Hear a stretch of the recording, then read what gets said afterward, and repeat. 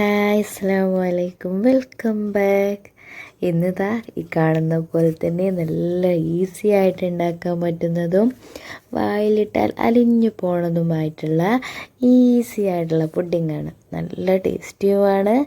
എന്നാൽ ഒരുപാട് ചേരുവകളോ ഒരുപാട് പൈസ എക്സ്പെൻസീവോ ഒന്നുമില്ലാത്ത ഒരു അടിപൊളി റെസിപ്പി. അപ്പോൾ ഇതെങ്ങനെയാണ് ഉണ്ടാക്കാൻ നോക്കാം. അതിനായിട്ട് ഞാനിത് 1.5 കപ്പ് പാലാണ് എടുത്തിട്ടുള്ളത്. പാൽ ഞാൻ പാക്കറ്റ് പാലാണ് എടുത്തിട്ടുള്ളത് കേട്ടോ. അതെ, 1.5 കപ്പ് പാൽ ഞാൻ പാനിലൊഴിച്ച് നന്നായിട്ട് തിളപ്പിച്ചെടുക്കുകയാണ്. നന്നായിട്ട് തിളച്ചതിന് ശേഷം ലോ ഫ്ലെയിമിലേക്കിടുക.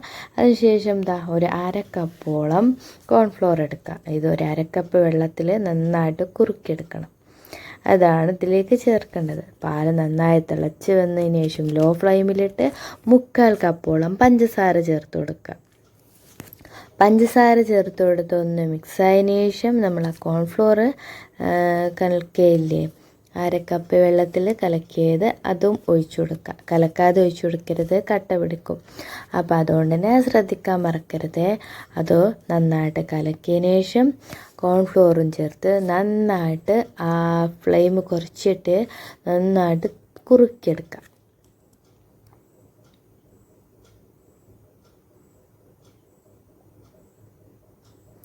അപ്പോൾ എൻ്റെ വീഡിയോ ഇഷ്ടപ്പെടുകയാണെന്നുണ്ടെങ്കിൽ സബ്സ്ക്രൈബ് ചെയ്യാനും ഷെയർ ചെയ്യാനും ഒന്നും മറക്കരുത്.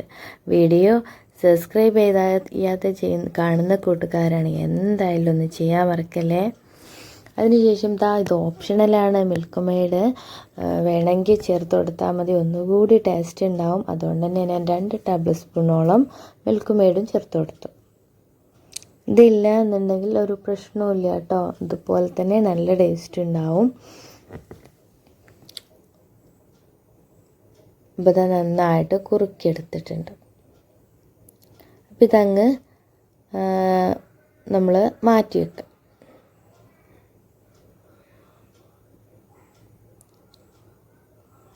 അതിനുശേഷം ഞാനൊരു പാത്രം എടുത്തിട്ടുണ്ട്.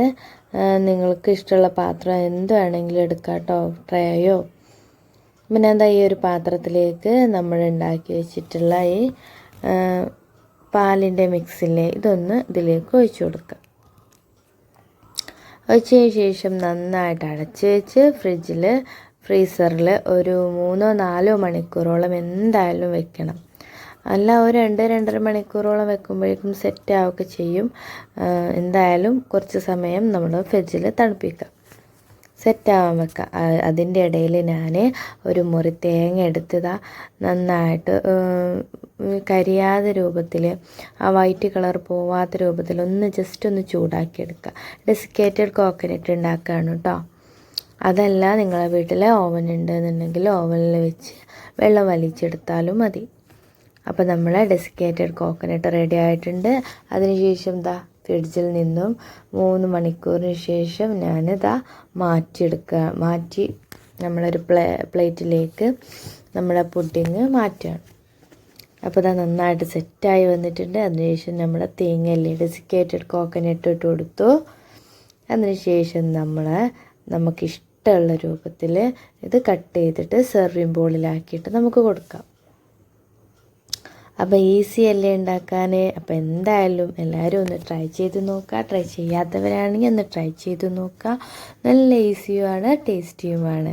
അപ്പോൾ എൻ്റെ വീഡിയോ ഇഷ്ടപ്പെടുകയാണെങ്കിൽ സബ്സ്ക്രൈബ് ചെയ്യാനും ഷെയർ ചെയ്യാനും ഒന്നും മറക്കരുത്. നിങ്ങളുടെ സപ്പോർട്ട് വീണ്ടും ആവശ്യമാണ്. ഇതുപോലെ കട്ട് ചെയ്തെടുക്കുക. അത് കാണുമ്പോൾ തന്നെ നല്ല സോഫ്റ്റാണ്, നല്ല വായിലിട്ടാൽ അലിഞ്ഞു പോകുന്ന ടേസ്റ്റാണ്.